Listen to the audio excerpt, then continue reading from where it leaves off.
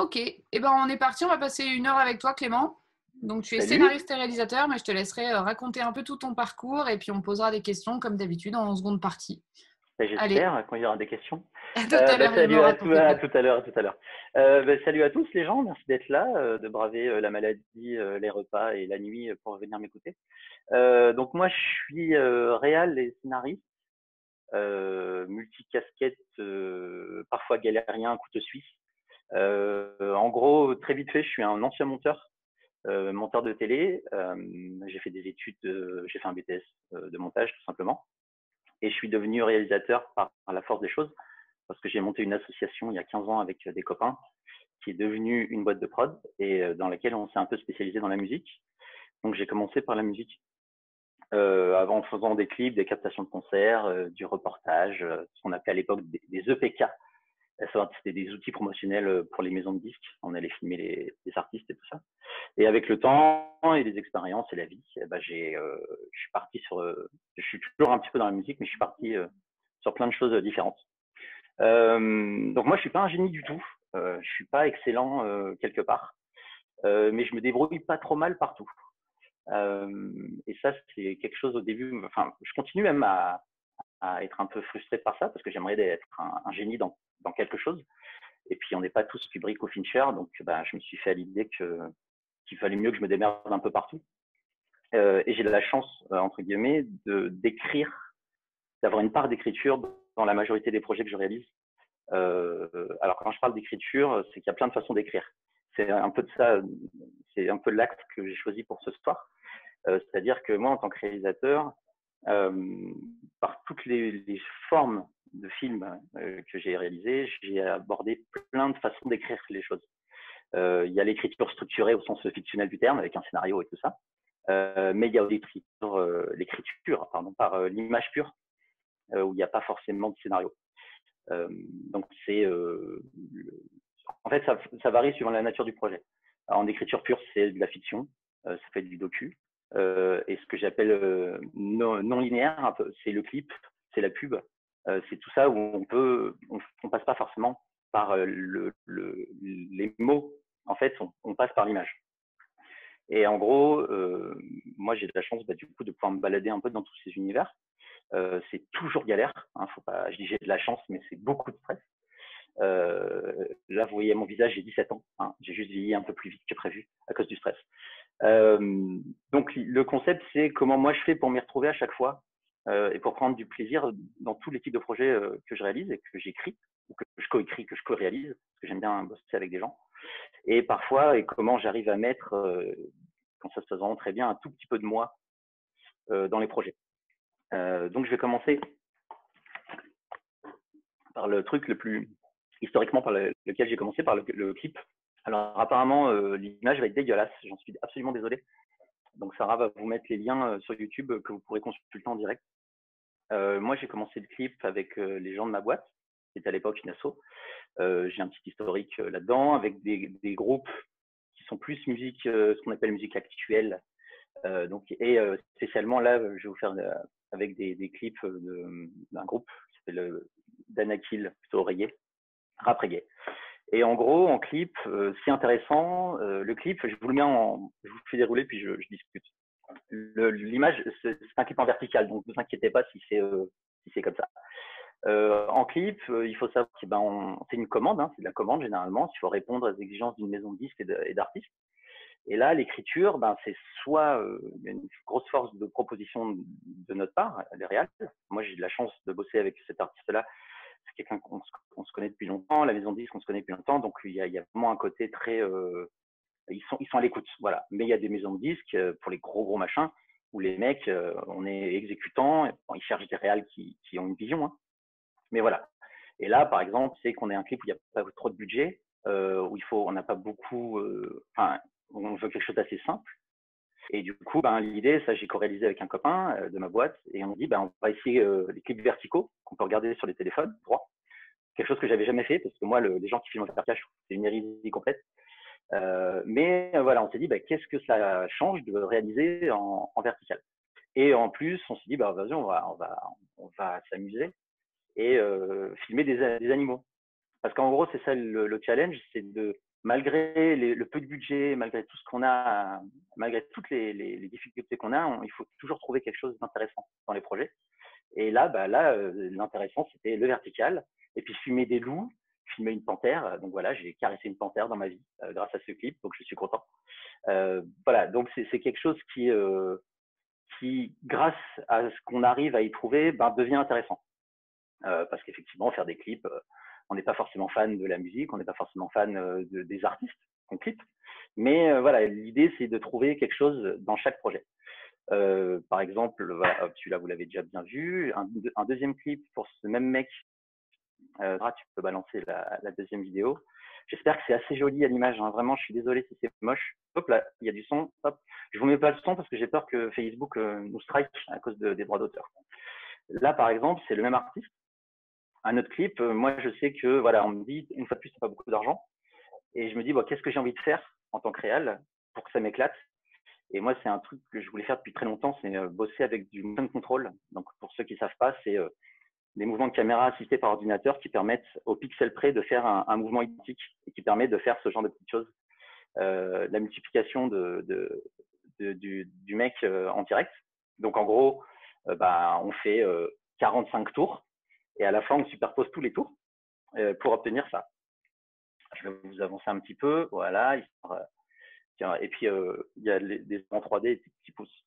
Et là, sur un projet comme ça, moi, intellectuellement, en tant que réal, ce qui m'intéresse, c'est la complexité du truc. C'est la caméra, elle a fait 3 tours non-stop. Et c'est de dessiner. Moi, j'ai dessiné, j'avais un papier calque à 3 couches pour avoir tous les trajectoires de chaque mec, pour pas qu'il y en ait deux qui se rencontrent, qui se chevauchent, parce que sinon, ça se voit, c'est dégueulasse. Et du coup, voilà, moi, en tant que réal, là-dessus, mais la fin, parce que là, c'est rigolo, voilà, ça.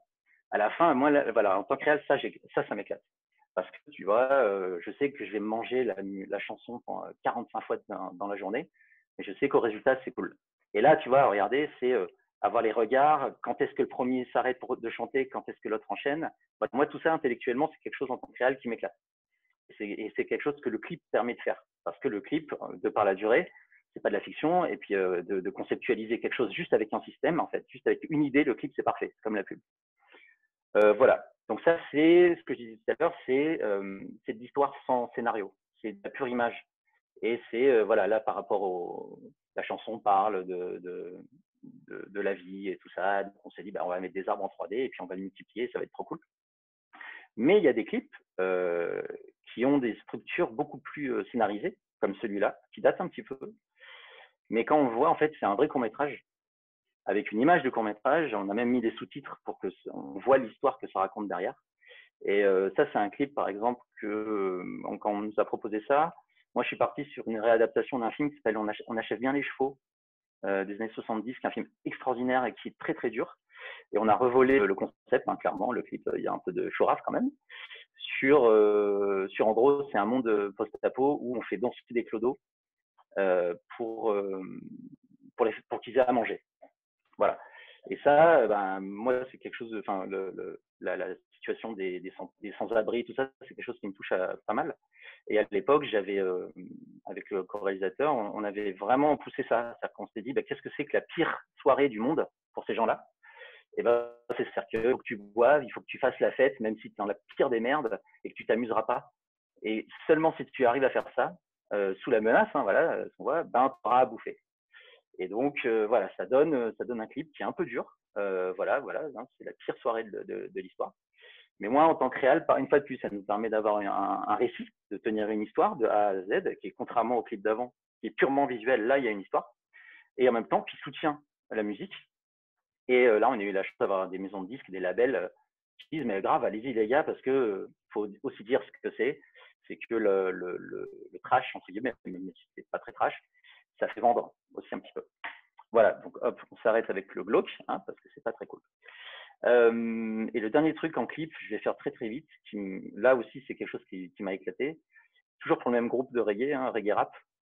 Là, le truc, c'est que je voulais faire une captation live, donc on est allé filmer groupe en live pendant un festival, donc voilà, avec des grues et tout ça, et donc là, moi, c'est la première fois de ma vie où j'ai réalisé ça, et donc ça m'a mis dans une position nouvelle où j'ai dû réaliser une captation de concert. Et avec ça, je suis monté sur scène avant, j'ai demandé aux gens de filmer, c'est pour ça qu'ils ont tous leur téléphone. les gens m'ont envoyé des vidéos et je me suis cassé les têtes à tout synchroniser pour faire un clip live avec les images des gens. Et ça donne un truc à la fois plein de dynamisme et rigolo, et les gens se filmaient, tout ça. Donc c'est un film qui est plutôt, c'est un clip qui est plutôt très pour le public. Voilà, les gens bon, ils ont peut-être de bourrachos, évidemment, c'était en festival, mais c'était super cool à faire. Donc voilà, le clip, ça m'a amené, moi, toutes ces possibilités-là, d'expérimenter visuellement, de répondre à mes fantasmes un peu de réel techniquement, et de peut-être de temps en temps toucher un petit peu du doigt ce que j'aime raconter. Voilà. Ça, c'est en clip. J'ai fait un peu de pub. La pub, ça m'a pas plu beaucoup. J'ai fait 3 petits trucs parce que j'ai une trop grande gueule et je me suis frité la face avec quasiment tous les pubards avec qui j'ai bossé. Donc voilà, je vais juste vous en passer une. Voilà, ça en pub, par exemple, c'est des tutos pour la banque populaire.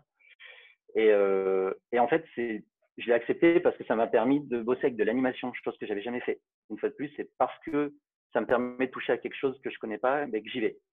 Et là, par exemple, j'ai plus de son nom très bien, ça m'a permis juste d'intégrer de l'animation avec de la prise de vue réelle et de jouer avec les perspectives. Pouf, comme ça là, tac tac. Bon, j'espère que vous voyez quelque chose.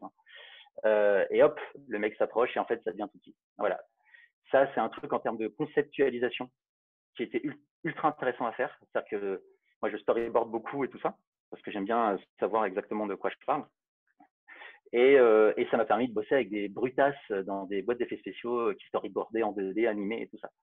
Voilà, je l'ai fait pour ça, clairement. Je l'ai pas fait pour la beauté du film. Et puis, il faut manger un moment de temps en temps. Et puis, j'ai fait ce genre de trucs, des trucs d'antivol de moto qui sont un peu virilistes, mais qui visuellement voilà, m'ont permis de jouer avec des effets spéciaux. Attendez, je vais vous le faire. C'est ici, si je ne m'abuse. Voilà, c'est là. Pouf. Brook, avec ce genre de truc, d'intégrer de la 3D vénère. Ça, c'était super à faire. Voilà.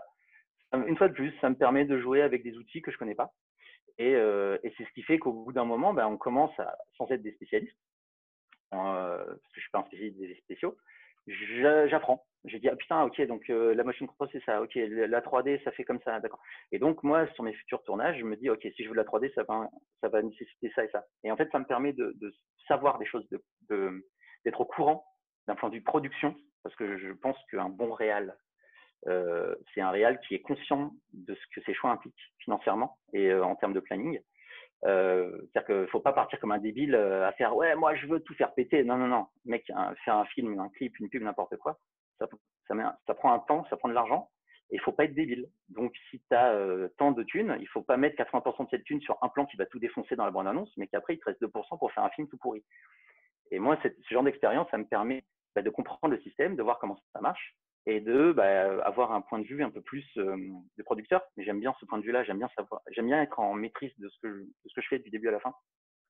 Même si je suis entouré de gens qui sont meilleurs que moi partout, parce que c'est nécessaire, mes chefs op, mes cadres et tout, voilà, sondiers, tout. Moi, j'ai été un peu assistant réel, donc ça me permet d'avoir des petites notions de timing. Parce que quand je demande quelque chose et que certaines personnes me disent non, ça va prendre tant de temps, je peux répondre non, non, ça va prendre moins de temps que ça. Essaye pas de m'arnaquer, mais toujours avec le sourire et la bonne humeur. Voilà, donc ça, c'est une écriture plutôt technique, plutôt sans mots. Il y a une deuxième écriture qui, moi, me fascine et vraiment, je prends de plus en plus de plaisir à ça. C'est l'écriture documentaire qui peut être extrêmement différente. En docu, il y a une époque, à l'époque où je bossais pour des maisons de disques, on m'a demandé de faire ce genre de choses. Alors là, je pense que ça va être dégueulasse. Je vous le mets, je vous le laisse en petit parce que l'image est trop crade. Voilà, en gros, j'avais un certain nombre de jours et je devais aller en studio. Là, j'étais avec Dick Hanagar, pour ceux qui connaissent, qui enregistre un album et on me demande, il faut qu'il y ait une espèce de journal intime de l'enregistrement de l'album. Et là, je vais 4, 5, 6 jours avec les artistes et je les filme. Et il faut que je sorte quelque chose de ça. Et ça, c'est passionnant. Parce qu'on me dit, moi, la maison de disque, elle me dit, Clément, tiens, tu as tant de budget, fais-nous quelque chose. Et là, je fais, bon, qu'est-ce que je fais? Je vais un peu écouter les mecs, j'essaye de choper, je prends les informations de qu'est-ce que c'est que cet album, parce que si c'est un album de mecs hardcore, c'est pas la même chose que de la chanson classique. Donc, j'essaie de déterminer c'est quoi la matière artistique qui va naître dans ce studio.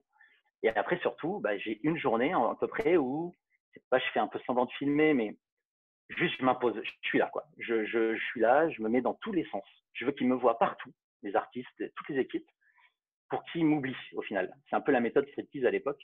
Et ce que disait, j'ai oublié son prénom, je suis désolé, la maquilleuse hier, c'est que on m'oublie. Et c'est qu'au bout de la deuxième, voire troisième journée, suivant les caractères des personnes, que au bout d'un moment, je commence à avoir du vrai moment. Alors là, il y a des petites interviews parce que ça répond à une demande de la maison de disques. Mais là, je vous mets pas le son parce qu'une fois de plus, j'ai peur que ça soit striké.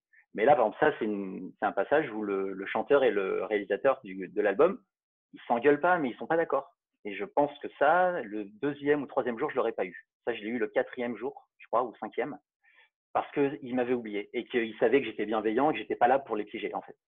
Et ça, c'est un truc, c'est le making-of, en fait, qui est passionnant. Maintenant, les prods n'ont plus beaucoup d'argent. Il y a moins de making-of pour le cinéma, par exemple. Mais allez voir des making-of, hein, ça défonce tellement. Alors, pas que Lost in La Mancha et tout ça. Et le fucking Kassovitz, c'est du bonheur à tartiner, quoi. C'est du Nutella, hein, le truc. Allez-y, vraiment, faites-vous plaisir. Et voilà. Et le docu, voilà, il y a une façon comme ça où on dit, vas-y, fais-toi plaisir. Il y a un deuxième truc. Ça, c'est une série de documentaires, c'est 10 fois 6 minutes que j'ai fait pour Arte, qui parlait de l'e-sport, qui parlait des compétitions d'e-sport. Et donc moi, je travaillais pour un projet de série fiction sur ça, donc j'avais beaucoup de matière. Et on m'a dit, est-ce que tu veux faire une série sur l'e-sport? J'ai fait grave, parce que c'est passionnant. Et donc on a eu 4 mois de préparation, on a écrit un dossier béton. Moi, j'avais tous les trucs parfaits, je savais ce que je voulais raconter. Je voulais suivre une équipe française à cette compétition à Katowice en Pologne. C'est le plus gros contest de CSGO, pardon, Counter-Strike, dont parlait notre camarade juste avant. Et à la base, on était censé les suivre pendant toute la compétition, mais vraiment en immersion avec eux, leur collant au basque. Et à chaque épisode, on suivait eux dans la compète et on abordait des sujets intéressants. Donc, on vit de tout, on fait un dossier exprès pour ça, on écrit tout ça. Arte est séduit par l'idée, on a le CNC grâce à.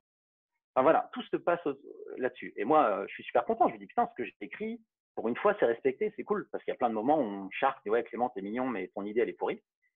Et là, 4 jours avant de partir en Pologne, où on a 4 jours de tournage, et on me dit, en fait, tu peux pas filmer l'équipe. Je ne peux pas filmer l'équipe. Donc, 4 mois de travail, tous les financements, tout ce qu'attend la chaîne et toutes les subventions qu'on a eues, tout ça qui était basé sur ça, sur cette idée, je ne vais pas pouvoir répondre à ça. Donc, nous, on n'a pas le choix, il faut qu'on y aille. Et là, moi, j'ai mes sujets. Je vais un petit peu avancer. Je vais changer d'épisode. Celui-là, c'est pas le plus intéressant visuellement. Voilà, on va faire celui-là. J'ai mes sujets. Hein. Regardez-moi ça, c'est pas magnifique. Vous allez rien voir, désolé. Allez sur Arte, c'est Arte Créative. Il y a les 10 épisodes. L'e-sport fait vivre.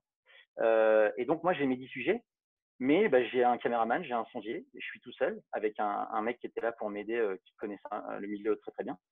Et il faut que j'ai 4 jours et que je fasse tout.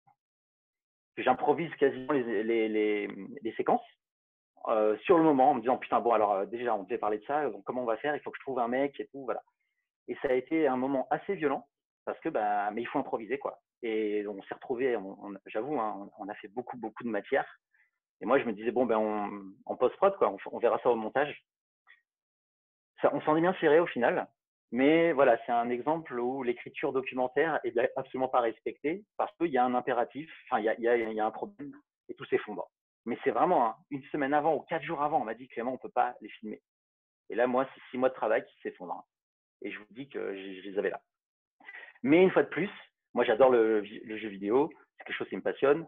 Putain, je suis quand même parti en Pologne, aller à cette compète qui était complètement ouf. À la finale, il y avait 14 000 personnes, je crois. La finale a duré 16 heures, c'était complètement ouf. Et c'est passionnant. Et j'ai pu rencontrer des gens de dingue. J'ai rencontré le ministre ou la ministre des Sports de Pologne. Voilà, une fois, c'est des projets auxquels, ça m'a donné accès à des milliards de trucs que j'aurais jamais fait et vu et touché si j'avais pas fait ce travail, quoi. Et en documentaire, alors là, il y a autre chose. En documentaire, il y a, là, j'ai pas d'image. Il y a l'écriture pure. Là, il n'y a pas longtemps, j'ai bossé pour une boîte de fiction qui fait aussi un peu de docu. Et on m'a demandé d'écrire un documentaire à la base d'un dossier qui existait déjà, d'une situation réelle, avec des personnages et tout qui avaient déjà été castés, entre guillemets, enfin prouvés sur le terrain. J'avais tout le dossier, toute l'histoire. Et on m'a dit, il faudrait que tu écrives quelque chose, un déroulé, avec des ressorts de narration traditionnelle de scénario. Alors, ça veut dire l'enjeu, ça veut dire la dramaturgie, ça veut dire qu'est-ce qui se passe, mettre les points de suspense aux bons endroits. Et ça, c'est assez particulier parce que si c'était sur une histoire finie, un truc qui s'est passé il y a 10 ans, et on connaît toute l'histoire et on connaît le début, le milieu et la fin, moi, j'ai toutes les données, je peux construire quelque chose. Sauf que là, c'est quelque chose qui était en train de se tourner ou qui allait. Là, ils doivent être en train de le tourner là. Donc, j'ai dû écrire ce documentaire avec des techniques de scénariste fiction, jouer sur les stress, les suspens, machin, avec quelque chose où je n'ai aucune assurance qu'ils puissent le trouver au moment du tournage. J'ai écrit des dialogues. Hein. Alors, tout ça, c'est des intentions. On est d'accord? C'est des intentions. Mais en tout cas, à la lecture, donc j'ai sorti 20 pages, 23 pages, je sais plus. Mes personnages existent. Ils sont sur le dossier. Je sais qu'ils existent. Le réalisateur a accès à ces gens, il les a déjà vus, donc il sait, il peut les retrouver. Mais moi, je ne sais pas du tout si les enjeux que je leur ai mis, il va pouvoir les retrouver. Ou est-ce il va pouvoir, parce qu'il y en a certains, les enjeux, ils sont évidents. Je ne vais pas dire de quoi ça parle parce que je n'ai pas le droit. Mais c'est évident qu'il peut les avoir. Mais moi, j'ai mis une fin à leurs histoires. Est-ce que cette fin-là va correspondre? J'en sais rien. Mais le dossier en soi, l'histoire à lire est super intéressante. Enfin, pas parce que je l'ai écrit, mais en tout cas, à la lecture, on sent que, voilà, on sent les trucs, on a envie de savoir ce qui se passe et tout ça. Et c'est peut-être aussi pour ça qu'on m'a appelé pour ce genre de projet, c'est que, ben, en docu, il y a certains dossiers qui sont un peu distants, au regard de la distance journalistique. Alors que moi, la distance journalistique, je m'en bats la race complètement. Que moi, j'ai eu des persos, je suis allé à fond dans les trucs, et je me suis dit, putain, mais elle, je veux qu'on pleure, lui, je veux qu'on s'éclate, et voilà, comme tu fais pour des personnages de fiction. Quoi. Donc, je n'ai aucune idée de ce qui va sortir de ça. J'espère que ce sera bien, en fait. Et quand bien même il n'y a rien de ce que j'ai écrit dans le résultat final, je me suis éclaté à le faire. J'ai été payé, c'est quand même pas négligeable. Il faut se satisfaire des petites victoires, hein, comme on dit dans ce genre de milieu. Donc voilà, donc en docu, c'est plutôt ce genre de choses. Il y a vraiment les improvisations absolues et totales. Il y a l'écriture vraiment très, très, très structurée qui va donner ou pas quelque chose. Là, j'en sais rien, parce que là-dessus, je suis pas réalisateur. Et après, il y a la vraie écriture de documentaires officiels. J'en ai déjà écrit un.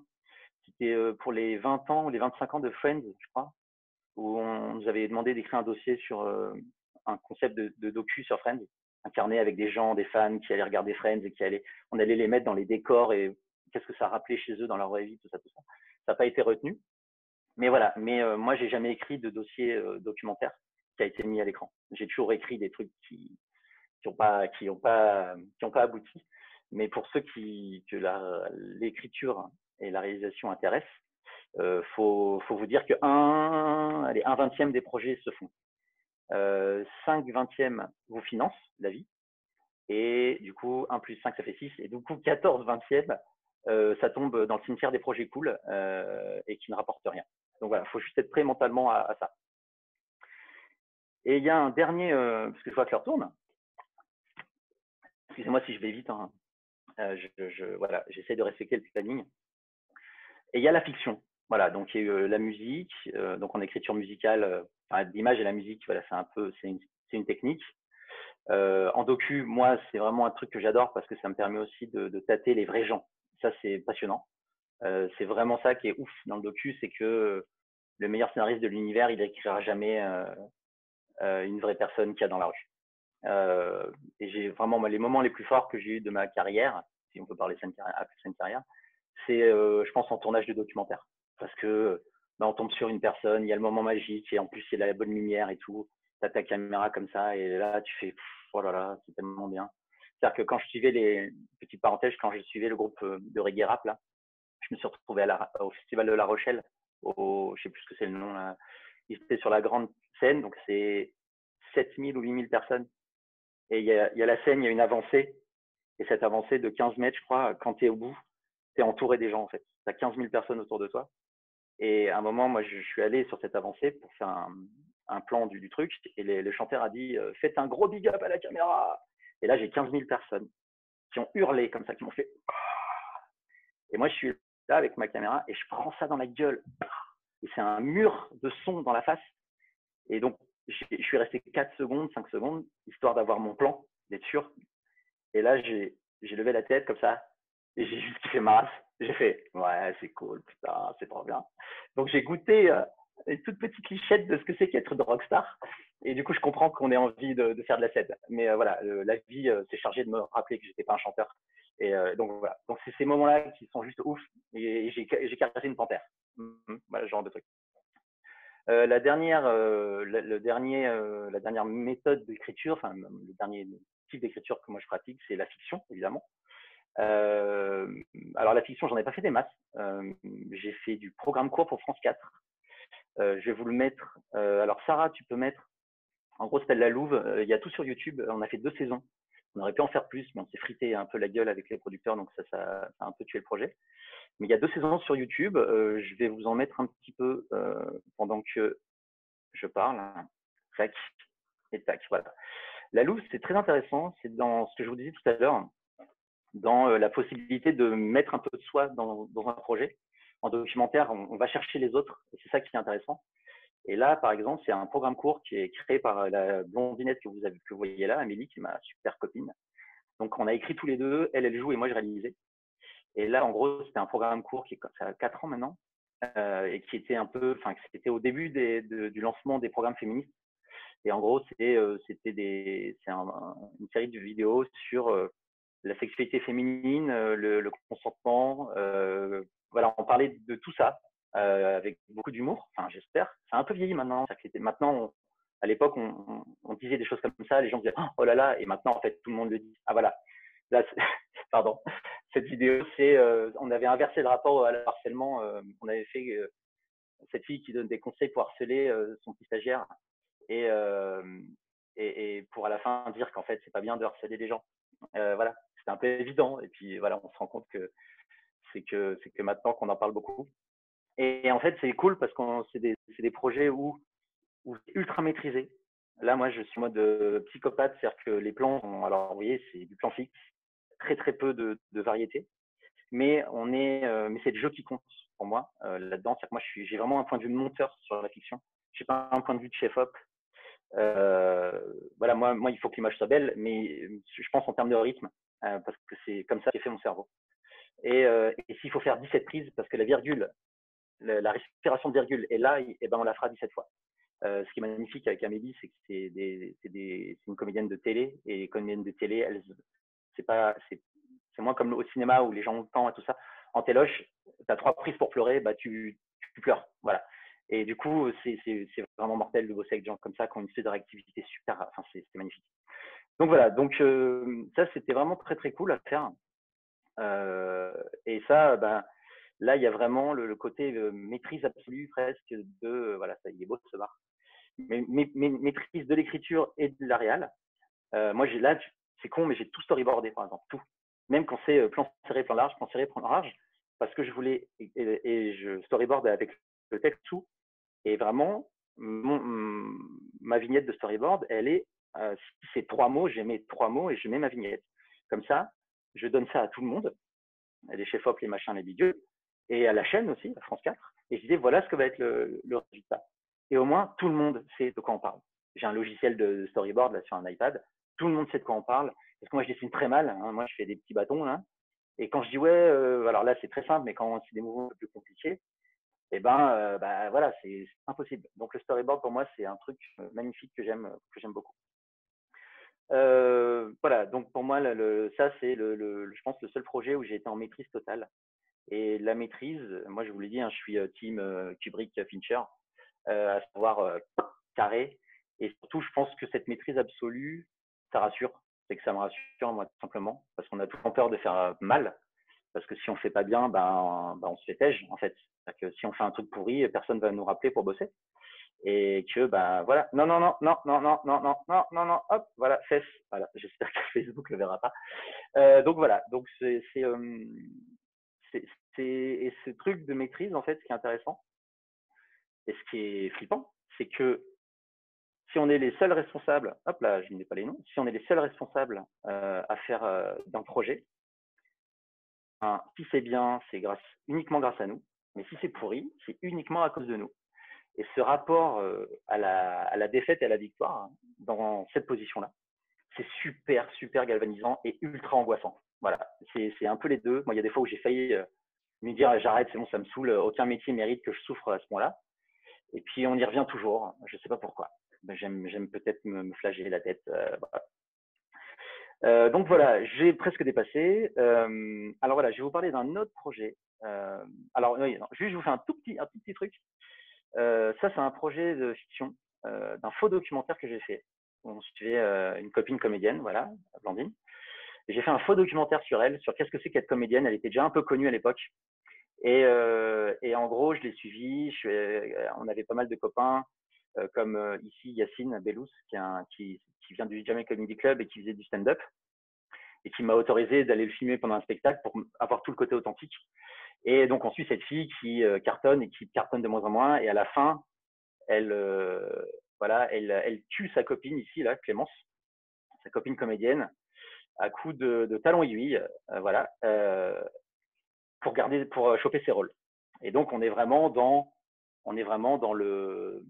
tous les codes du documentaire, voilà. Et on l'a projeté en disant que c'était un documentaire. Et j'ai des gens à la fin qui sont venus voir en disant « Mais ça vous a pas embêté de filmer un meurtre ?» Donc là, je me dis à la fois que j'ai bien bossé, donc je suis très content, et à la fois, je me dis « Putain, mais pardon. » Et je me dis, mais les gens ne se posent pas de questions. Le rapport à l'image des gens est quelque chose qui m'intéresse beaucoup. Et quand je me dis que des gens, des jeunes, hein, genre 25 piges, hein, et je me dis, putain, il y a une éducation à l'image à faire. Moi, je viens du montage de la télé, j'ai fait de l'actu et du news, de la politique. Et il y a vraiment des choses à dire sur le rapport. Si ça vient de la télé, c'est que c'est vrai. Voilà. Et ça, j'aimerais bien bosser là-dessus. Mais pour l'instant, j'ai pas eu l'occasion de vraiment y mettre. Voilà. Et le dernier truc en fiction que j'ai, c'est avec mes potes de ma boîte. Il y a bientôt un an, on a tourné un long métrage. On avait 6 mois pour faire un long et on l'a fait. Voilà, on est parti tout seul avec notre argent. Je vais juste vous mettre des images fixes parce que j'ai pas le droit de vous le mettre parce qu'il n'est pas encore sorti. Voilà. Donc voilà, c'est un film écrit. Alors la méthode d'écriture est complètement différente de ce que j'avais l'habitude de faire. En mode scénar bien structuré. Là, c'est l'inverse. Je suis désolé, je vous mets que des plans fixes. Là, on a un peu d'argent. On n'a pas le temps. C'est un film, c'est 2 ans, en gros. Voilà, ça c'est beau. Et du coup, on va préparer un film en 5 mois. On va écrire une structure, un séquencier, ce qu'on appelle, où chaque séquence était décrite, mais aucun dialogue. Et on a pris des comédiens qui faisaient de l'improvisation. Et on est parti comme ça. Donc à la base, ça devait être un tout petit film fait à 10, et puis en fait, on est parti à 40. Et voilà. Et là, moi, j'ai beaucoup souffert au début, parce que justement, quand on part ultra préparé, ça permet de ne pas stresser, de garder le contrôle mental sur les choses. Et là, on a 15 jours pour faire un film. Normalement, c'est 3 fois. Hein. On a 50 000 euros. Normalement, c'est 10 fois plus. Et, enfin, normalement, plus ou moins. Hein. Et en plus, les dialogues sont pas écrits. Mais alors, voilà. Donc, on a la continuité de notre histoire. Et du coup, on doit découvrir sur le tournage, à la prise, si ça passe ou pas, quoi. Et le truc, c'est que moi, contrairement à mes 17 prises d'avant avec la louve, où je suis à la virgule, là, quand je sens que ça va pas, ou quand je sens qu'on est 3 réals hein, sur ce truc, hein. C'est bien compliqué, mais il y a un réalisateur qui est chef op et qui s'occupe des images, un autre qui est plus en gestion de comédien, et moi qui était je devais m'assurer que tout le film garde la trame narrative via l'improvisation, vu qu'il changeait un peu des trucs, qu'on retombe toujours sur nos pieds. Et du coup, moi, quand il y a un dialogue qui sonne faux, même dans le jeu, pour moi, on refait, mais on n'a pas le temps. Parce qu'on a fait 3 prises maximum, hein, parce qu'il n'y avait pas le temps. On a fait des journées, 7 heures du mat, 3 heures du mat, à enquiller je sais pas combien de décors. Et ça a été super dur, parce que pour le coup, j'ai été obligé de lâcher. Et de lâcher le côté contrôle que me permet les storyboards, que me permet l'écriture, de dialogue, être vraiment à la virgule et tout ça. Et ça a été un début de tournage extrêmement douloureux pour moi, parce que c'était contre toutes mes logiques. Mais heureusement, j'avais mes 2 copains qui, eux, étaient beaucoup plus en accord avec le chaos, qui m'ont rassuré beaucoup et tout ça. Et du coup, à un moment, de toute façon, on n'a pas le choix, il faut lâcher, quoi. Et c'est drôle, c'est que quand on a fait la première pardon, je vais changer d'image. Quand on a fait la première mouture du montage, alors c'était moi sur le tournage qui était complètement catastrophé, et mes potes qui étaient rassurés, et là, ça a été l'inverse. Moi, j'ai dit, ah putain, mais ça ressemble à un film. Et mes 2 potes qui étaient en mode, ah mon Dieu, mais qu'est-ce qui se passe? Et du coup, après, voilà, là, on en est, la V1 durait 2h30, je pense. Et là, on est à 1h34. Voilà. Et donc, regardez-moi, en plus, on a des guests complètement ouf. Donc voilà, j'en montre pas plus mais ça a été une expérience ultra intéressante dans le apprendre à lâcher prise, qui est quelque chose que moi j'ai beaucoup de mal à faire et qui à un moment est indispensable. Parce que à part, je vous dis, certains mecs ultra qui peuvent se permettre, le temps, la thune, l'orga et tout ça, c'est pas possible, quoi. Il faut accepter la part d'aléatoire et de se dire que on peut pas tout maîtriser. Et ça, que ce soit en écriture ou en réel, c'est la même chose.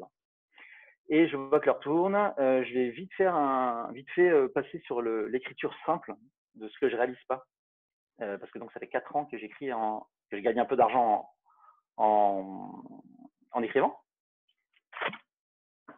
Et en gros, c'est sur du long ou de la série. Alors, en gros, il y a 2 choses. Il y a mes projets à moi et les projets des autres. Il y a 2 choses. Il y a soit les longs métrages, donc comme je disais, et le long et la série, les 2 structures effectivement d'écriture sont pas du tout les mêmes. Le long, on a 1h30, 2 heures, c'est beaucoup plus resserré, il faut qu'on aille à l'essentiel, on n'a pas le temps de développer en fait. Et le temps de travail sur un long est très long. Un long, c'est 2 ans à faire, hein, si on a de la chance. Alors qu'une série, les structures sont plus complexes. On est sur les persos, on a du temps. Après, voilà, c'est des exercices complètement différents. Et du coup, je vais vous montrer ça. Par exemple, un dossier voilà, d'une série, d'une série sur laquelle je travaille. Ben voilà, c'est une série sur l'e-sport justement. Ça ressemble à ça. Alors il y en a qui sont beaucoup plus petits, hein, mais celui-là il était un peu stylé, beau gosse. Ça montre, voilà, c'est l'intro. Là, c'était pour expliquer qu'est-ce que c'est que l'e-sport, parce que les chaînes ne sont pas ultra au fait de ça. Et après, voilà, c'est présentation de personnages avec des jolies images qui donnent une idée de qui doit être le perso. Et c'est pas juste une présentation bête et méchante, il faut aussi mettre les enjeux.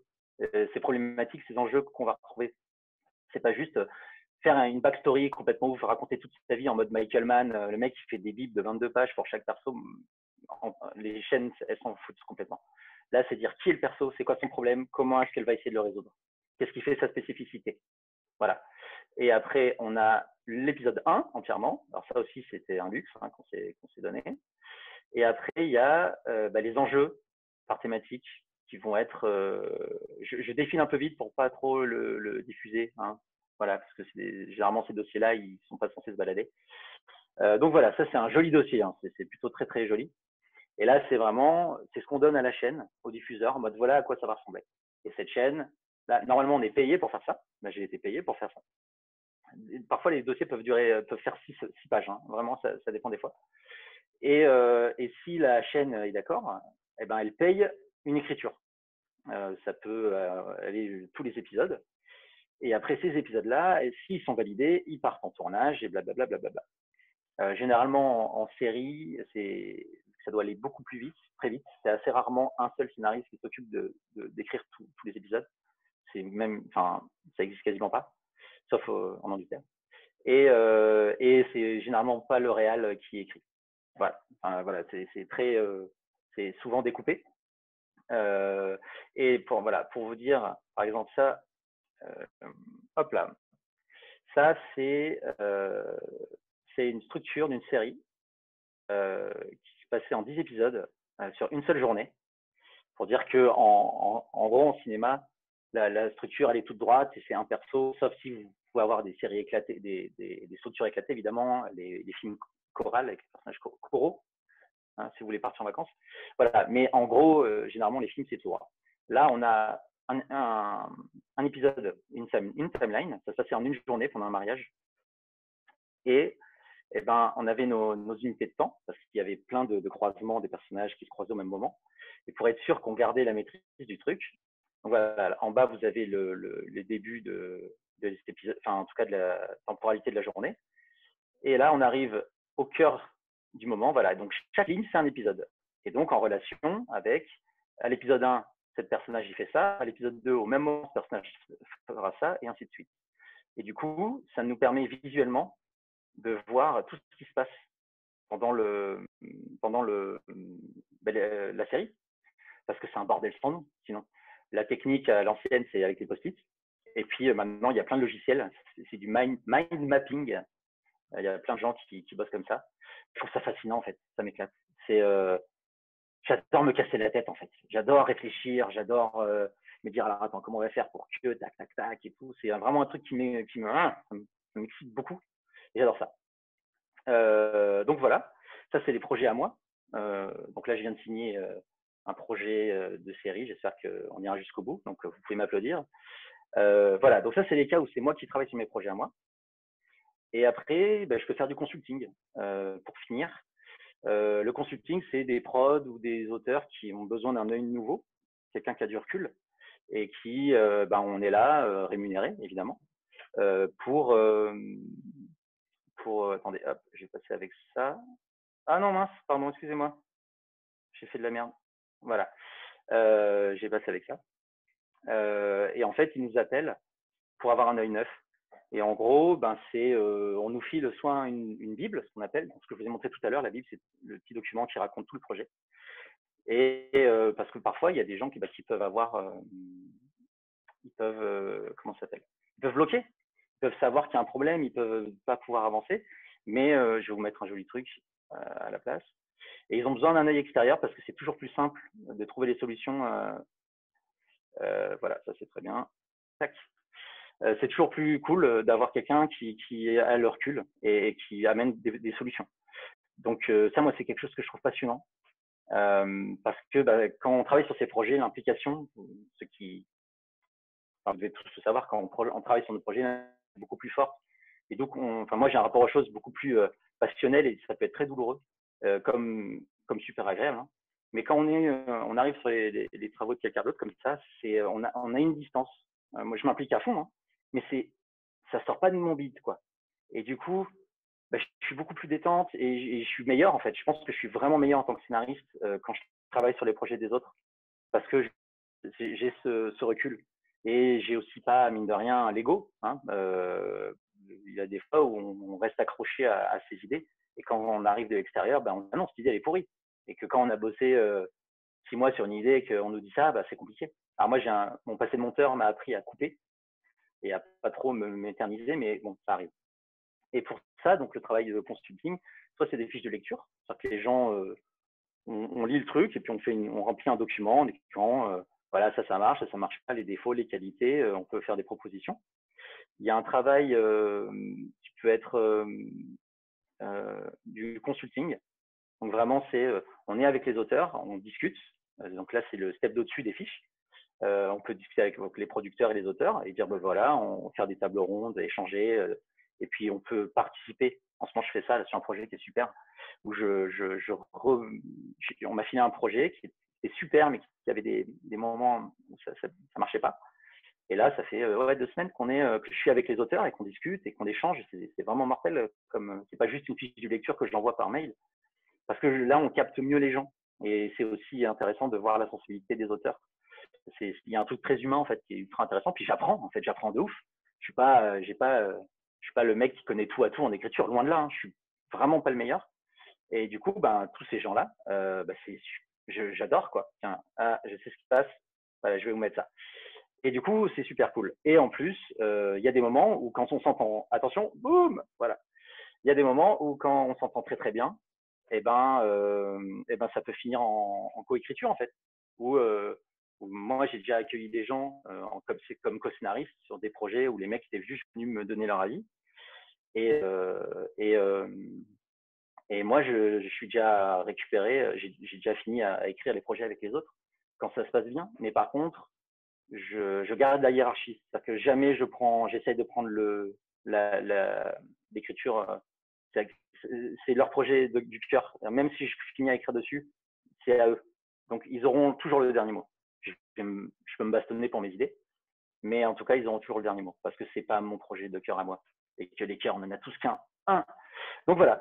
Voilà, j'essaie de. Oula, j'ai débordé. Pardon, je suis désolé. Donc voilà, c'était toutes les façons d'écrire et voilà. Et du coup, je peux m'arrêter là. C'est un scandale, Clément, toi qui es habitué de ce direct. Oui, mais oui, mais en fait, c'est comme je peux pas poser des questions. J'ai pris mon temps de questions, je l'ai pris comme ça. T'en fais Attends, pas, Charles a fait le job, tu sais, vous êtes deux maintenant. d'accord. Alors, du Je fais coup, arrêter de partager là, c'est ça? de quoi? Oui, tu peux passer en grand pour la webcam, ouais, voilà. Là, c'est bon. D'accord. Là, on voit ma gueule. Là, on Ok, te voit d'accord. en grand. Du coup, la question D'accord. de Charles, qui est en fait, je pense que ça va, comment dire, être couplé avec une question à moi que j'aimerais bien te poser parce qu'il y a un truc qui me. D'accord. Du coup, la première question de Charles, c'est est-ce que tu storyboardes tout seul ou est-ce que tu as un storyboarder ou plusieurs storyboarders avec qui tu bosses? Alors ça dépend. Charles, déjà, mon copain de questions, hein, cœur à toi. Ça dépend des moyens. Sur la pub là, que j'ai montré tout à l'heure, si vous l'avez vu, j'avais une storyboardeuse. Et une fois que le storyboard a été validé, j'ai eu un animateur. L'animateur qui a fait les animations finales a d'abord est passé en prévisualisation. Sinon, moi, j'essaie de storyboarder depuis le début, mais comme je disais, je suis très très nul. Et il y a des logiciels super de storyboardage qui existent, qui sont mortalissimes. Il y a même j'ai essayé, mais c'est compliqué. Il y a des storyboards en 3D, on peut faire les mouvements de cam dedans et tout, c'est complètement ouf. Donc voilà, je passe par. Mais je m'éclate à storyboarder en fait. C'est comme l'écriture, c'est comme quand storyboarder toi-même avec ton petit truc, ta tablette ou ce que tu veux. Moi, ça me permet aussi de décider la réal que tu veux. C'est pas, tu vois, c'est pas je fais mon truc et boum, je storyboard. C'est via le storyboard, parce que mine je suis assez visuel aussi comme garçon, tout le monde. Et ben, c'est via le storyboard que tu dis ouais non ça c'est pas bon, ah non ça c'est pas bon. Et le storyboard, vu que physiquement les vignettes sont collées, c'est plus facile de visualiser. Tu vois, c'est con, mais si tu fais une faute de raccord, c'est débile. Tu fais tu niques la règle des 180 degrés. Tu peux le faire sans t'en rendre compte au storyboard. Ah ben mince, ok, je corrige mon truc. Ou ah ben là mon plan il est trop large, pouf, je resserre, tu vois. Et c'est le storyboard qui m'aide à finaliser la mise en scène. Justement, par rapport à ça, moi, ce que je me posais comme question, c'est que vu que tu as l'air très carré à ce niveau-là, justement, tu fais beaucoup de J'essaye. storyboard et voilà, comment tu te débrouilles en docu quand tu arrives et qu'il se passe un truc et pouf, il faut que tu aies ce truc-là à ce moment-là? Eh ben, dans ce cas-là, tu storyboardes pas du tout. Et c'est ça qui est passionnant. Et c'est ce qui est ultra flippant. C'est-à-dire qu'en gros, en docu, le storyboard, tu te le fais en thématique. C'est-à-dire que par exemple, sur ma série sur l'e-sport, là, j'avais mes thèmes. Je sais que j'avais un épisode sur les fans, un épisode sur les joueurs, un épisode sur la médecine, un épisode sur la thune. Voilà. Et donc, moi, dans ma journée, je sais que j'ai tous ces sujets-là à traiter. Et du coup, je passe ma journée à segmenter mon cerveau. À dire, OK, là, il y a qui j'ai comme personne que je peux interviewer. OK, boum, bon, ben, je l'interviewe. Je sais que je peux prendre ce morceau-là pour le foutre sur un truc, sur une thématique. Après, il se passe quelque chose, un événement. Il y a, par exemple, à un moment, il y avait des mecs qui filaient des goodies aux gens en les jetant partout. Et je me dis, oh, ok, ça va être l'épisode sur le marketing et sur tout le business qu'il y a derrière. Ouf. Et je me jette dessus. Donc là, c'est une espèce de storyboardisation par thématique. Et après, comme quand tu fais du making-of, où là, bah, c'est juste de l'impro. Et là, il faut juste te faire confiance. C'est-à-dire que moi, je sais que l'écriture, ça m'a aidé en fait, tu es tout le temps concentré sur l'enjeu, quel que soit le travail sur lequel tu es, un clip, pub, n'importe quoi. Il faut qu'il y ait un enjeu partout, tout le temps. En tout cas pour moi. Et en making of, j'arrive, je suis à poil avec ma caméra. Enfin, je suis à poil. J'ai pas d'idée avec ma caméra. Et par contre, bah, je vais chercher. Et dès que j'ai un fil que je trouve cool et que je sais que je peux exploiter, un problème technique, la personnalité du réal ou de quelqu'un d'autre. Ou tu vois, je sens qu'il y a quelque chose qui ne va pas. Un problème de météo, ils ne savent pas s'il va pleuvoir ou pas, donc s'il pleut, ça va tout décaler. Et ben hop, il faut que tu chopes ça, et après tu le suis et tu pries pour qu'il se passe suffisamment de choses pour les avoir. Et s'il n'y a pas, pouf, il faut que tu changes tout de suite.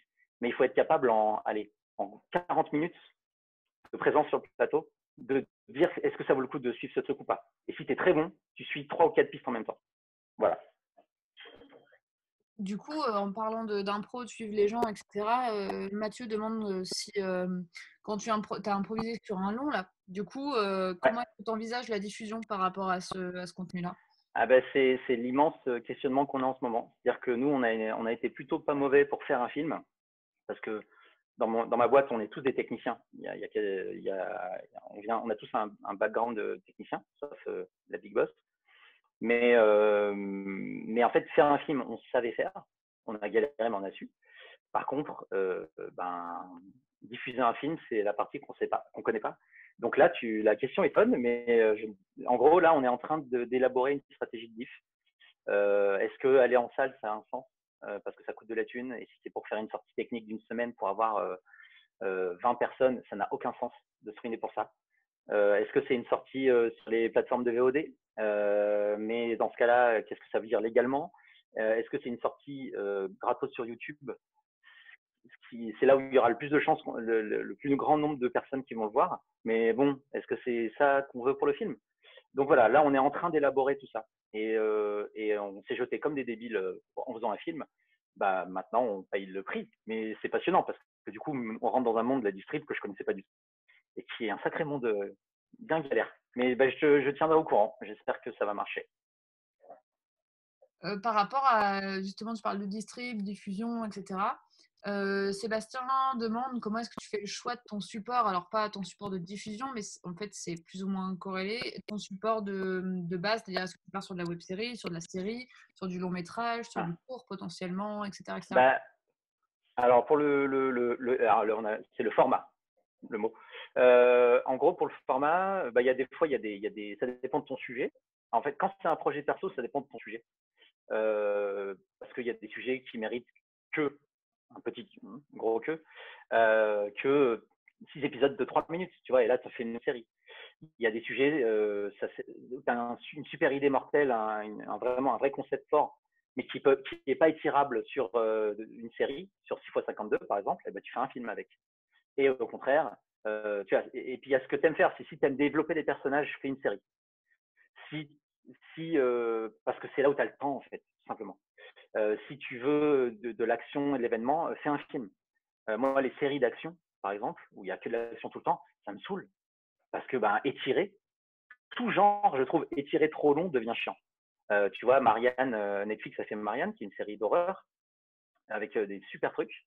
Mais je trouve, perso, et c'est vraiment, je dénigre absolument pas le travail, ils ont fait un sacré taf, mais avoir 6 ou 10 épisodes, c'est que chaque genre possède ses mécaniques. Et une fois que tu les as, les mécaniques, les portes qui grincent, sur un travelling avant sur une porte qui grince, il n'y a rien, silence total, tu panotes, et là, boum, t'as un scare, un jump scare, ok, je sais. Et c'est pour ça que c'est compliqué d'avoir des genres très très forts en série, parce que pour moi, ça s'étire un peu. C'est purement perso. Il y a des gens qui ont adoré Marianne. Voilà, moi j'ai regardé sans déplaisir du tout. Mais c'est que je préfère où c'est condensé, où on me pète la gueule pendant 2 heures et après c'est bon quoi. Donc voilà. Et après, quand c'est de la commande, c'est les diffuseurs qui choisissent en fait. C'est-à-dire qu'on est très tributaire des diffuseurs de télé et des plateformes. Les plateformes Netflix, Amazon, tout ça, ils ont quand même des formats. Mais les chaînes de télé, en fait, tu fais pas n'importe quoi. Hein. Donc, sur le web, tu as Slash, les plateformes web, Slash, c'est France Télé, tu as OCS, tout ça, ils ont leur format. Il y a Scam France, qui est sur Slash, un truc d'ado qui est très bien foutu. C'était des épisodes qui faisaient 6 minutes, je crois, ou 10 minutes, et ils le redécoupaient en épisodes de 2 minutes pour être diffusés sur les réseaux sociaux. Mais après, tu as le 52, le 26, il y a le 30 là qui arrive un petit peu. Mais en vrai, on est très tributaire des, des, des, des diffuseurs qui, eux, ont des grilles précises à remplir. Moi, ce que je fais maintenant, généralement, c'est que je fais un petit dossier pour les projets et je mets pas de format. je mets le titre, bam. Et en fait, de toute façon, c'est le diffuseur qui va décider. Donc moi, je mets pas de format. Et quand je suis convaincu qu'on peut en faire n'importe quoi, hein, quand je sais que c'est du long, bah, je fais du long et puis je me pose pas la question. Mais maintenant, j'arrive au producteur, je dis voilà, et puis on discute ensemble. Comme ça, moi, je me prends pas la tête à m'entendre dire tu bosses pendant 6 mois sur un 6x52, et après on te dit ah ouais, mais ça serait mieux en unitaire. Ah super, génial. Donc non, maintenant je dis l'idée c'est ça, discutons, et puis voilà, comme ça, et puis on réécrit, c'est pas un problème. Question parcours, à laquelle tu as dû répondre souvent, mais Laurie se demande comment en es-tu arrivé à cette situation professionnelle? D'où te viennent les contacts qui t'appellent pour bosser? Je suis désolée de te poser ces questions-là parce que ça va te faire revenir Non, sur. non, mais c'est intéressant. Mais- Ouais. Donc, en gros, quel est ton parcours et par où as-tu commencé? Je pense qu'en fait, ce qui intéresse, je voudrais juste revenir là-dessus parce que comme c'est une question qui revient tout le temps pour quasiment tous les profils, je pense qu'en fait, Ouais. ce qui turlupine les gens, c'est pas vraiment le début, c'est surtout les liens logiques. Tu vois, parce que souvent, tu passes dans la bio, tu passes de ah bah là, j'étais à tel endroit et puis après, j'ai fait un film. Quoi? Mais comment t'as fait un film? Et voilà, c'est ce qui manque, c'est Ouais. la logique. Ah ouais, c'est vrai que raconter comme ça fait un peu vite, mais entre les deux, il y a eu 15 ans. Non, en gros, moi, j'ai fait un lycée cinéma, j'ai fait un BTS, j'ai fait une fac pour avoir les bourses à l'époque et me payer 200 DVD pour regarder des films. Et après, je suis parti faire barman en Irlande et après, je suis revenu et j'ai créé ma boîte, enfin, mon asso avec mes copains, qui est devenu une boîte de prod. En gros, de ma vie, j'ai jamais dû sortir un CV de ma vie. J'ai jamais sorti mon diplôme de monteur de BTS. Jamais, jamais, jamais. C'est uniquement les potes et les gens. Moi, j'ai bossé à M6 au tout début. Je faisais des bases œuvres de montage à M6. C'est parce que j'ai un copain qui était là-bas. Quand j'ai été à France 2, c'est parce que j'ai une copine qui était journaliste, une copine de lycée qui était journaliste et qui m'a dit bah, est-ce que tu veux venir à France 2? Et du coup, après, j'ai ramené mon copain qui était à M6 aussi. Et en fait, c'est que ça. Et mes potes avec qui on a monté l'association à l'époque, c'est ça en fait. J'en avais un qui était avec moi, c'était mon coloc en BTS. Et lui, il avait des copains qui avaient fait un BTS à Boulogne. Et puis on s'est retrouvés et puis on dit ouais, vas-y, on veut faire des films comme tout le monde. Et puis on a fait 4 ans d'associatif. On a fait de l'institutionnel aussi pour manger et tout ça. Et en fait, l'asso était tellement, on gagnait trop d'argent avec l'association et on est passé en boîte. Et à partir de là, c'est 10 piges de taf, de rencontres, des techniciens qui t'amènent sur des plans, des machins, des couffins. Et à la fin, nous, on n'avait jamais lâché parce qu'à la base, on a fait notre asso il y a 15 ans pour faire des films, mais on n'en a jamais fait. Et l'année dernière, on avait de la thune un petit peu, et on s'est dit, vas-y, nique tout, on fait un film. Mais tu vois, c'est pas juste, on fait un film. Et à côté, moi, parce que moi, je suis intermittent du spectacle, donc t'as plusieurs employeurs. Et après, bah, ça, c'est des rencontres. Hein. Vraiment, c'est con à dire. Et moi, je fais partie des mecs qui rencontrent le moins de gens. Hein. Je connais des gens, par exemple Sarah Beaulieu, qui connaît la terre entière. Et je sais pas comment une vie suffit pour rencontrer autant de gens. Mais voilà, comment j'ai rencontré bah, quand je suis arrivé sur Paris. Non, c'est pas ça. C'est quand j'ai voulu commencer à écrire. Je suis rentré dans une association de scénaristes où j'ai rencontré plein de gens. Et pouf, c'est con, hein, mais il faut forcer comme ça les trucs. Mais après, il y a quand même quelque chose. Moi, j'ai pas mal suivi, je pense. Quand je fais une petite rétrospective de ma vie, j'ai pas mal suivi. C'est-à-dire que voilà, on a fait cet assaut, on était un groupe, donc on a fait l'assaut. On a fait ce film parce qu'on était un groupe. Alors, ça ne veut pas dire que j'étais pas au cœur des décisions aussi, mais il y a ce côté groupe en fait qui a beaucoup aidé. Par exemple, je pense que si maintenant je retournais à l'époque, je pense que naturellement, j'ai plus été vers le jeu vidéo, par exemple. Mais il y avait cette simulation, il y avait des envies de faire des trucs et tout. Et pouf, tu vois, il s'est présenté comme ça. Mais il ne faut pas hésiter à aller dans les groupes associatifs, sur les forums. Il y a des forums de mecs qui se rencontrent bien et tout. C'est du ping-pong de gens, en fait. Après, il faut vraiment être conscient d'un truc. En télé, par exemple, si tu te chies une fois, t'es mort. En tant que monteur, si une fois, les montages pour l'émission politique que je faisais, ça durait 4 jours, c'est une fois dans les 4 jours, enfin, ou en tout cas, si le résultat était pas bien, les mecs ne se rappelaient plus. Donc, en fait, c'est beaucoup de copinage, tu sais, ouais, je te fais rentrer, blablabla, mais c'est sans pitié, quoi. C'est pour ça que j'ai jamais eu sorti un C, parce que tu peux avoir les meilleures notes de l'école, hein, mais si t'es mauvais, t'es mauvais. Si tu sais te servir d'un logiciel de montage, très bien, c'est parfait. Mais si tu n'as pas la fibre, si tu n'as pas le rythme, c'est mort. Donc, il y a ça. C'est-à-dire qu'il faut faire ses preuves sur le terrain. Et c'est aussi pour ça que moi, il y a des programmes où je ne suis jamais allé parce que je sais que j'étais pas assez bon. Moi, en effets spéciaux, je suis une brêle. Il y a des émissions où il y avait beaucoup d'habillage. On m'a dit, tu veux le faire? J'ai fait, non, non, non. Il y a des mecs qui sont meilleurs que moi, ça les éclate. Moi, ça va être douloureux, je vais me planter, ça sert à rien. Donc voilà, il faut assurer sur le terrain, comme dit Booba. Je vais pas te laisser terminer là-dessus. Je vais finir avec une autre question. Du coup, Charles qui demande, toujours Charles, tu connais Charles maintenant. Ouais, Charles, vas-y. Sur ton long, et c'est intéressant comme question, sur ton long, comment la répartition des rôles entre les 3 réals s'est-elle faite? Étais-tu à la continuité parce que c'est toi qui écris le plus dans l'équipe? Et comment les égos se gèrent-ils dans une réalisation aussi collégiale? Ouais. Alors, très bonne question. En gros, ce film, on a fait tout comme il faut pas. C'est-à-dire qu'on a fait 3 réalisateurs. On a préparé le film en même temps qu'on l'écrivait. C'est-à-dire qu'on avait une équipe de la boîte qui, nous, on écrivait des trucs. Ah, il va se passer ça. Bon, il faut trouver une boîte de nuit. Ah, vas-y, on trouve une boîte de nuit. Ah, en fait, voilà. Et ça a été fait complètement à l'arrache. Mais au final, on a sorti tout et on a eu tout ce qu'il fallait. C'est trop bien. Pour les 3 réalisateurs, en gros, ce qui est intéressant, c'est que ce film, il aurait ressemblé à, il aurait pas ressemblé à ça s'il avait été fait par l'un de nous 3 séparément. Et en plus, les 3, on a des univers très différents. Il y en a un, c'est Kusturica, et moi, c'est Fincher, et le troisième, il est un peu entre les deux, quoi. Donc, et en fait, on s'est dit, d'entrée de jeu, après, ça fait 15 piges qu'on bosse ensemble. Hein. On se connaît par cœur. Des fois, ça clash, évidemment, mais on se connaît par cœur.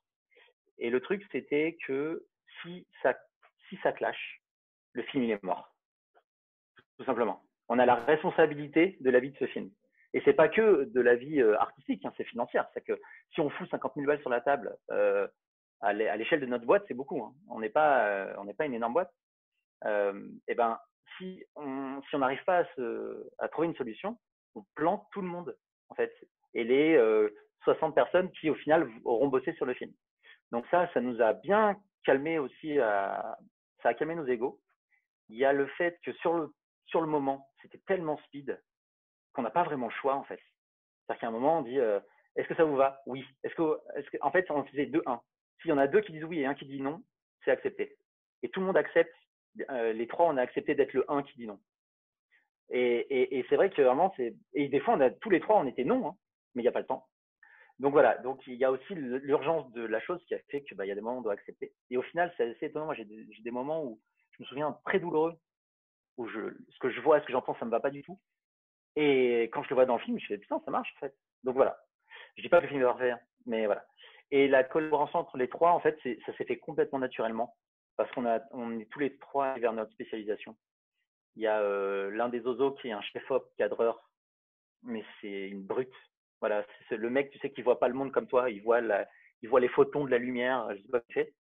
Et lui, il a géré la lumière, le cadrage, les équipes de mise en scène d'images.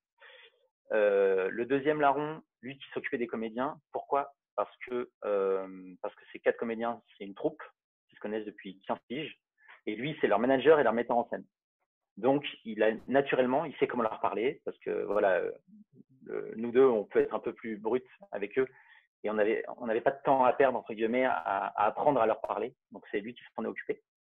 Et moi, effectivement, de par ma spécialisation d'écriture, j'étais plus attention, voilà, là on est en train de perdre le fil, qu'est-ce qui se passe, et puis d'apporter des modifications sur la continuité du film, apportées par les impros. C'est-à-dire qu'à un moment, il y a quelqu'un qui fait une proposition d'impro, ça marche de ouf, sauf que la suite du film, elle n'est pas écrite comme ça.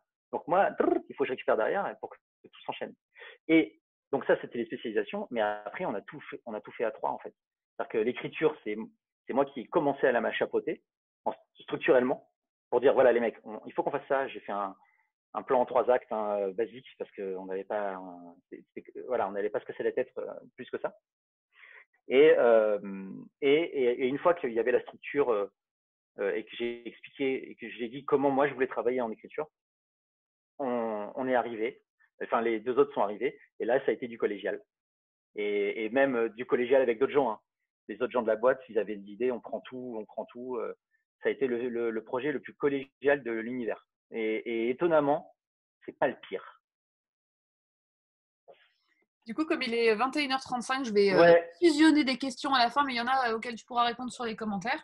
Tu sais où ouais, c'est, hein, je te montrerai pas le chemin, tu connais bien le chemin des commentaires. ouais. Du coup, alors je fusionne les questions de Charles, Nicolas et John. Du coup, les deux questions principales posées par ces trois personnes, ce serait quelles sont tes œuvres de référence et quelles sont Hmm, tes aspirations et challenges pour l'avenir? Alors, John précise sur la forme ou le contenu. hmm. Et du coup, Nicolas appelle ça le rêve ultime. Ce que je trouve chou.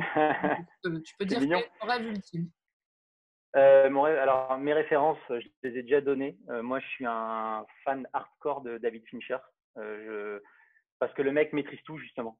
C'est quelque chose que j'admire absolument. Alors, les gens sont comme Kubrick, comme ces gens-là, qui maîtrisent de bout en bout tout. En fait, j'adorerais avoir cette connaissance-là. Voilà, j'adorerais tout comprendre. Et c'est en ça où je me suis résigné il y a longtemps à pas être comme ça, parce que j'ai pas le cerveau pour ça et tant pis. Donc j'essaye de me débrouiller un peu partout et de prendre les infos. Donc voilà, moi j'admire ça, mais j'ai appris à admirer avec le temps les réals beaucoup plus instinctifs, voilà, qui sont plus dans le, voilà, bon, je vais pas sortir du Spielberg, des trucs comme ça, mais j'avoue que les Kassovitz, j'avoue que l'école suédoise est vraiment cool. Les Suédois, ils sortent des trucs de ouf. Hein. Faut regarder c'est quoi The Guilty, film d'un mec au téléphone pendant tout le film, c'est complètement fou. Moi, j'aime beaucoup quand la forme sous le fond. Je pense que une belle écriture sera toujours sauvée par ses qualités. Un film bien écrit, même s'il est dégueulasse, c'est pas grave. Par contre, un film mal écrit, ou en tout cas où je n'en ai rien à foutre, avec le temps hein, et surtout les milliers de films qu'on bouffe, ça y est, maintenant un film, il faut plus qu'il soit beau. Il y a 10 piges, 15 piges, je me mettais en mode technicien si je m'ennuyais, je disais ah, c'est beau, tu vois. Maintenant ça me suffit plus quoi. Il y a plein les derniers films de Jean-Pierre Jeunet, respect total, hein. Mais c'est vrai que bah, je regarde ça. Avant, je regardais ça parce que c'était joli. Je fais putain, à part les premiers. Et maintenant, j'y arrive plus quoi. Même ça, je fais non, mais c'est bon. J'ai des belles images, j'en ai vu. C'est bon, j'ai plus besoin. Donc voilà. Moi, j'admire les mecs qui arrivent à toucher quelque chose en fait. Tu vois, quand moi, je pleure facilement. Et quand des mecs me sortent le petit moment de vrai en fait. Voilà, Keshish. Dieu sait que j'aime pas le bonhomme. Mais il y a des moments, putain, comment tu sors ça, quoi. Moi, c'est ça qui m'intéresse, sans ruiner tes persos. Moi, je suis contre les réalisateurs qui sont prêts à payer quelqu'un pour avoir leur plan. Je déteste ça. J'ai bossé avec des gens, des cadreurs, qui bloquent une route sans demander à personne et presque engueulent les gens, quoi. Je fais, mais non, en fait, c'est nous qui venons c'est nous qui venons faire chier, hein, c'est pas l'inverse. Donc, moi, j'admire les gens qui arrivent à choper le sentiment réel sans détruire tout le monde en fait. Vraiment, c'est pour ça que Keshi, j'aime pas du tout le bonhomme. Mais putain, il y a des moments quand même, bordel, comment t'arrives à choper ça quoi. Donc voilà, je suis à la fois ultra technicien et j'adore ça, et à la fois je suis ultra dans le fond et toucher la vérité, mais là on touche au dessus en fait. C'est cette fibre-là qui me touche. Je vais arrêter de développer parce que je vais m'embrouiller sinon. Et mes œuvres références, bah, il y a tout Fincher, il y a tout Kubrick, il y a comme The Calls, là, The Guilty, le truc suédois. Là, où, putain, les mecs, ils font rien.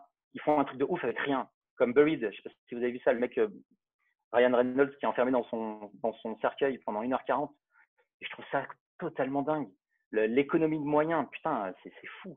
Et puis, quand il y a la belle direction de comédien, quand les comédiens ils sortent des trucs qu'on n'a jamais vus, quoi. Et aussi, quand il y a des films avec des comédiens que je connais pas, ça j'aime beaucoup parce que ça veut dire parce que maintenant les comédiens stars, en fait je vois plus des persos, je vois des comédiens qui jouent des persos. Et c'est dommage en France parce qu'effectivement c'est beaucoup financé sur des têtes d'affiche. Et là moi je vois plus machin, je vois Jean Dujardin qui joue machin. Voilà. Après je suis un gros fan de films d'horreur, j'adore ça.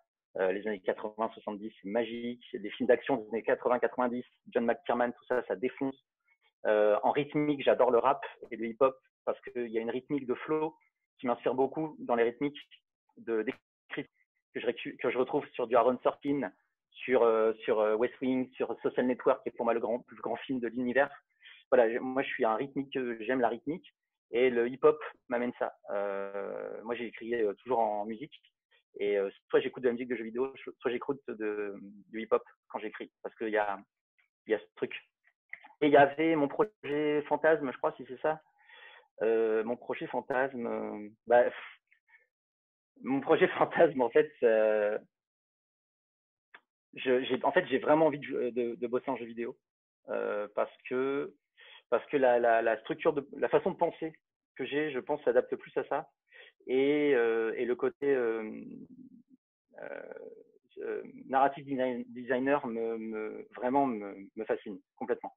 Le fait de pouvoir bosser avec les game designers, les level designers et de participer à cette partie-là qui est fascinante m'intéresse de ouf en fait. Voilà, donc je continue, hein, j'ai plein de projets et tout ça, mais c'est pas tant je suis trop vieux pour rêver en fait là, tu vois, j'ai plus des rêves, moi j'ai des projets. Voilà, parce que les rêves ça arrive pas, les projets ça se fait. J'essaie juste d'être suffisamment heureux dans ma vie pour que mes frustrations professionnelles ne me flinguent pas le moral, tout simplement et de sans cesse apprendre plein de choses en fait. Voilà, en jeu vidéo, ça me plairait bien, ouais. Voilà. Bon, ben, on va terminer là-dessus. Oui, 21h41. pardon, j'ai été très long. Non, tu as été très bien et c'est pas parce qu'on dépasse. Non, non, au contraire. C'est très bien parce que ça veut dire que tu étais emporté par ton Ouais, flow, comme on dit dans le jeu vidéo, justement. oui, le flow. Bah, merci beaucoup, Clément. Merci, merci. Merci à vous, merci les copains, restez chez vous, mangez bien, faites-vous des câlins et bisous, chouchou quoi. À très Voilà. vite. Bye.